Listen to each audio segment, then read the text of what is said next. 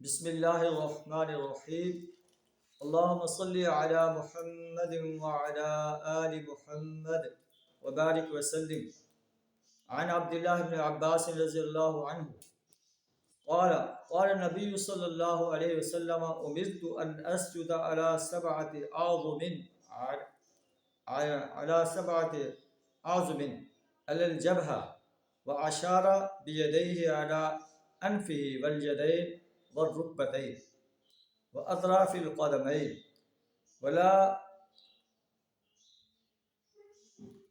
نك وأطراف القدمين رواہ البخاری۔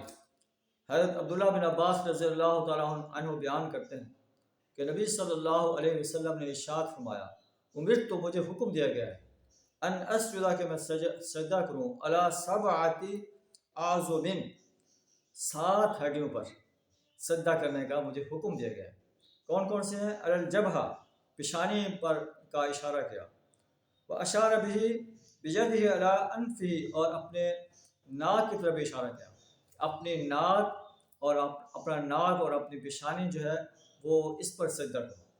اس طرح الجدین، دونوں ہاتھ، والرکبتین، اور دونوں جو ہے گھٹنے، واطراف القدمین، دونوں پاؤں کی انگلیاں۔ تو اس انداز سے سجدہ کرنا چاہیے کہ یہ دونوں ہاتھ جو ہیں یہ زمین پر ہوں اور ان کے درمیان سجدہ ہو، ان کے درمیان ہماری پیشانی ہو، پیشانی کی ہڈیاں اور ناک کی ہڈیاں زمین پر لگی ہوئی ہوں، پاؤں جو ہیں وہ ان کی انگلیاں جو ہیں وہ خانہ کعبہ کی طرف ہوں، اور اسی طرح گھٹنے جو ہے یہ بھی سجدہ کر رہے ہوتے ہیں۔ تو یہ نبی صلی اللہ علیہ وسلم کا جو ہے فرمان ہے کہ مجھے یہ آرڈر دیا گیا ہے۔ تو اللہ سے دعا ہے ہمیں بھی پیارے نبی صلی اللہ علیہ وسلم کے اسوے کو زندگی کے ہر شعبے میں اپنانے کی توفیق عطا فرمائے۔